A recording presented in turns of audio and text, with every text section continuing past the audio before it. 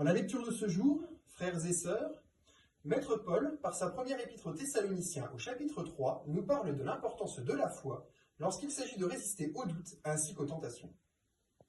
Il est d'ailleurs important de signaler que c'est typiquement au sein de ce genre de chapitre que l'on peut clairement différencier au sein des textes la foi de la croyance au sens moderne du terme.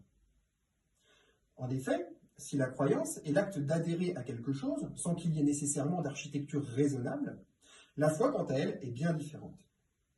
Elle est l'acte de rester fidèle à quelque chose, et par sa définition même, n'exclut en rien la présence d'un raisonnement, préalable à l'adhésion en tant que telle. C'est même davantage que cela, elle l'incite, car elle nécessite, pour être appliquée, une bonne cohérence de la pensée à laquelle elle se réfère. Ainsi donc, elle ne laisse en quelque sorte aucune place à la pensée magique irrationnelle, terreau de prédilection des idéologies fanatiques. On retrouve d'ailleurs, à travers le couple antagoniste foi-croyance, le même ressort dichotomique que celui existant entre le Nouveau et l'Ancien Testament. La liberté s'acquérant, comme nous l'avons vu moult fois lors des précédents sermons, par la connaissance des fonctionnements.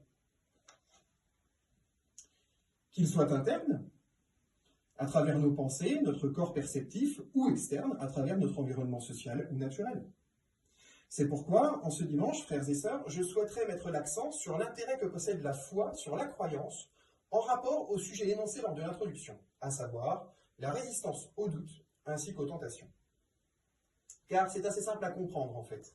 Si le doute peut s'installer en quelque situation que ce soit, c'est justement du fait des incertitudes. Ces dernières étant les justes conséquences des manques de précision ou de clarté survenus lors de la conceptualisation de l'idée, à laquelle on a souhaité préalablement souscrire. De même, les leviers sur lesquels reposent les tentations ne peuvent plus tenir sitôt que l'on possède une vision claire du plan d'ensemble. Car une tentation n'est guère plus qu'une focale provoquant le déséquilibre d'un ensemble plus vaste. Ainsi donc, si la connaissance ne constitue pas le salut en lui-même, comme le pensent les gnostiques, elle contribue tout du moins à un renforcement de la foi qui, elle, lui est essentielle. Amen.